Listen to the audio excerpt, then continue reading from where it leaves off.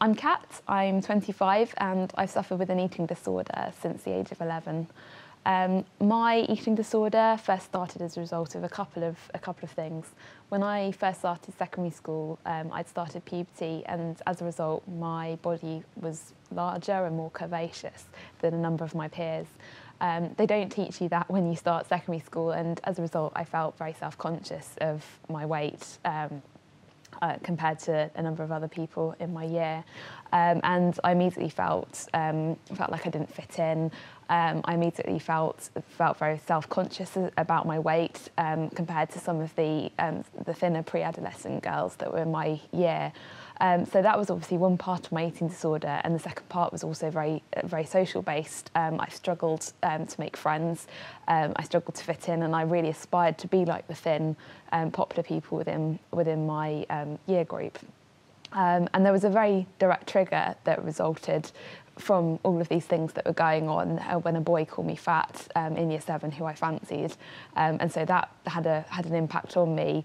I decided that I needed to do something quite dramatically to try and fit in, to try and lose weight, and so that was when I really started to do something about my diet and started restricting. The second aspect as well was that I found it really difficult to make friends at my secondary school.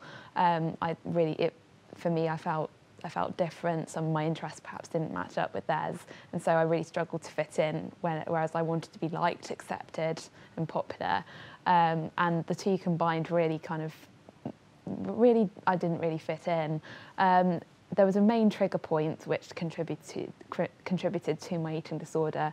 A boy who I fancied, and everyone knew that he fancied me, called me fat, and that was the real sort of trigger that contributed to me going on a diet and starting to do something about my weight. My parents weren't aware of my suffering right up until the point that I required a hospital admission. Obviously I had to tell them at that point, and I was in a position where either my teachers at school were going to tell them, my doctor was going to tell them, and so in the end I kind of had to rip the plaster off, as it were, go through that pain, and it alleviated a lot of stress when they did find out, and they've been very supportive ever since. I then obviously went through the diagnosis procedure, and because my parents had private health insurance at that point, I was able to access private care, and I was an inpatient for a number of months whilst I was trying to manage my A-levels, so it wasn't the best timing on my part. I still managed to come out with very good grades and go to university. However, a number of years down the line, I ended up relapsing. I dealt with some of the underlying issues whilst I was in hospital, but not all of them. And a number of years down the line, these re-emerged when a lot of points started bubbling up again, and I went back. I recognised that I needed help, and I needed help quite quickly. I went to my doctor and asked for a referral to the NHS. She was brilliant, and sent a referral off very quickly. However, I waited a year before I received an assessment. This is the process in order to get any support for mental health. I waited a year before I received my assessment. The assessment was very thorough. I was asked a lot of questions. I had to fill in a detailed form before I even got to the assessment. But the conclusion from the assessment was that I wasn't deemed sick enough to meet their very strict criteria for treatment, which in my head left some questions. You know, why wasn't I sick enough? What was their very strict criteria? And that really started to make me feel very challenged, and the eating disorder in me was really pushing me to actually try and meet that criteria, which is not the right message that I think that they should be sending. And the activist in me started challenging that.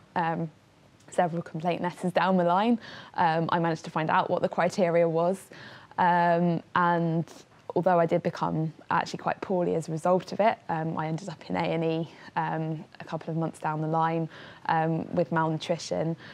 Fortunately, my parents have been able to provide private health outpatient care over the year. However, I don't think it's good enough. It's not the right message to be sending to people. We know from research that early intervention is not only cost effective, but it also saves lives in what is is the most deadliest mental illness. We know that 1 in 5 people with an eating disorder will die prematurely. So last year, the Liberal Democrats announced £150 million of funding towards early intervention in eating disorders. I think it's a brilliant step, although I think there's still a long way to go. We've got to recognise that there's 1.6 million people in the UK suffering with eating disorders, and there may well be more. These statistics were completed in 2004, so there may well be more. But also, it's brilliant that just this week, the Liberal Democrats have announced £1.25 billion of funding, particularly towards CAM services, so that's child and adolescent services. And I think this is even more important to helping in early intervention.